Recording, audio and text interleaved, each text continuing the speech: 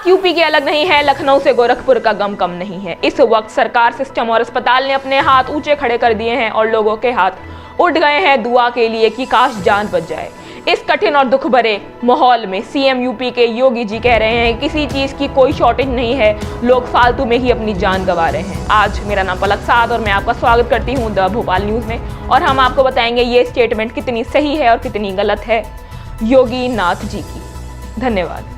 जिक्र करते हैं हम लोग इस समय लखनऊ का। लखनऊ में बीजेपी एमपी कौशल किशोर के बड़े भाई की मृत्यु हो गई कोविड की वजह से। वहां पर ऑक्सीजन की कमी इतनी ज्यादा है, वो बोल रहे हैं अगर कमी ऐसी ही रही और लोग ऐसे ही मरते रहे तो वो धरने पर बैठ जाएंगे।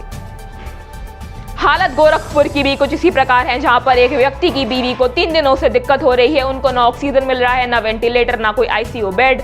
उनको बीपी भी है, उनको शुगर भी है।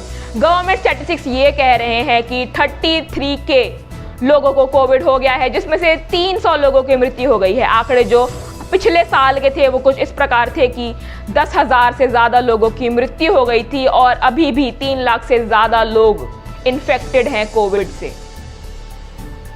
गौर फरमाते हैं हम लोग इस समय भारत की राजधानी दिल्ली के बारे में, जहां पर कल कॉन्फ्रेंस में बोला गया है कि बहुत अच्छा अरेंजमेंट हो रहा है। सरदार पटेल सेंटर, जहां पर 500 आईसीयू बेड लगाने का निश्चय किया गया था, अभी वहां पर कोई प्रॉपर सिस्टम ही नहीं है और जो लोग वहां पर आ रहे हैं अपना ट्रीटमेंट कराने, उनको धक्के मारकर निकाला जा रहा है।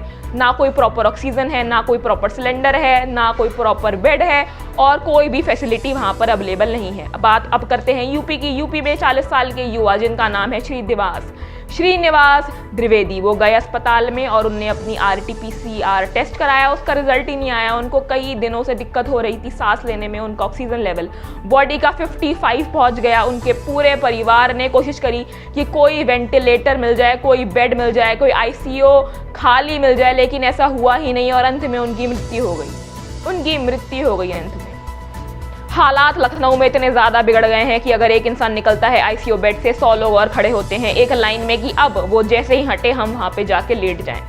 सुप्रभात। मैं इसी के साथ पलक साद आपसे अलविदा लेना चाहूंगी। आप हमारे चैनल को सब्सक्राइब करें, बेल आइकन दबाएं और हमारे साथ जुड़े रहें द भोपाल न्यूज में। धन्यवाद। आप घर पे रहें, सुरक्षित रहें और देखते रहें द भोपाल न्यूज।